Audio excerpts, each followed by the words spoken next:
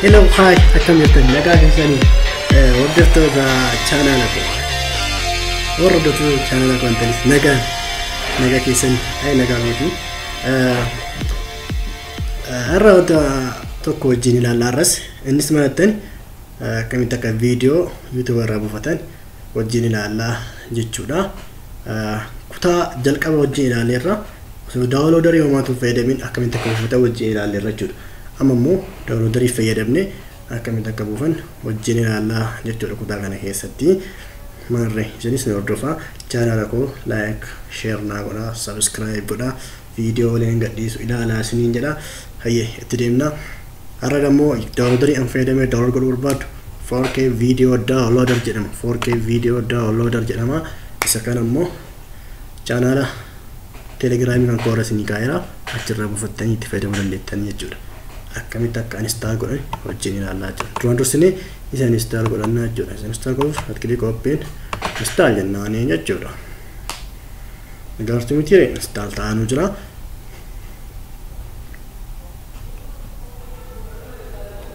And next nani accept nan agreement kan fudhadhaa.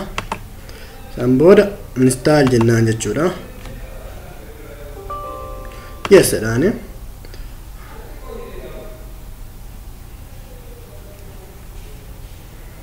Deemaa jira agartuu miti. Shortcut gadi godhaa. Nufi maqaa wow dhimmatiin jira. Finish jedhaani jechuudha.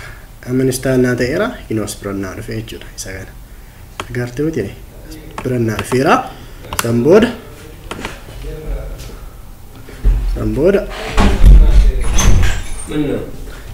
booda isa kana banaa jechuudha deemi.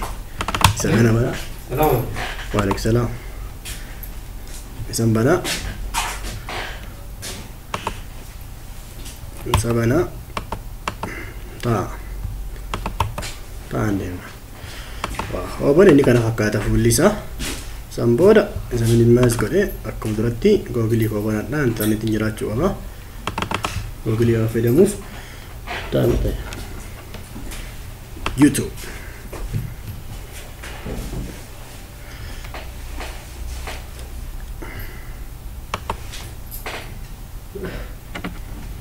YouTube koo banaa jira.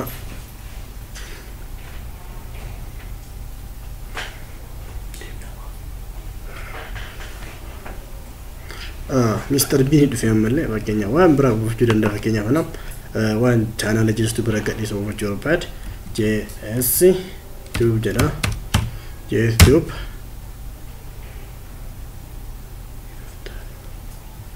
JS Tube kana asuma subscribe naa godhaa. Kino dudii maa tokko subscribe naa godhaa. Isa kana jechuudha chaanaliin koo. Isan banaa viidiyoo inni gadhiisu buufachuu barbaadda fakkeenyaaf isa kana barbaade akkaataa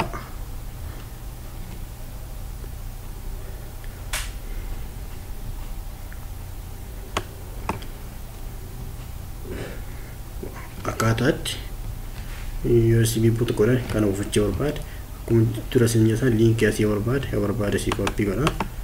Isa kana copy jedhaani kaza san booda minimize godheet 4K kabala san jiraam jire isa irra deeme asi paste jedhaan jechuudha.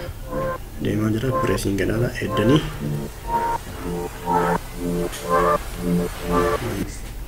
deemaa jira xiqqoon eegdanii waan haaroo fe'ameef turuu danda'a. Inni eegna jechuudha walumaan eegna. Maqaa fideeraa kunu viidicha inni eegna jechuudha. Kino akkuma argaa jirtan asitti quality video dardareera.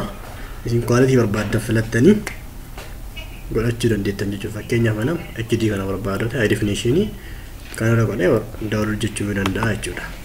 Akkuma argaa jirtan as bira deemaara. Kino inni yoo xumurame daqiiqaa lama homaa fadha.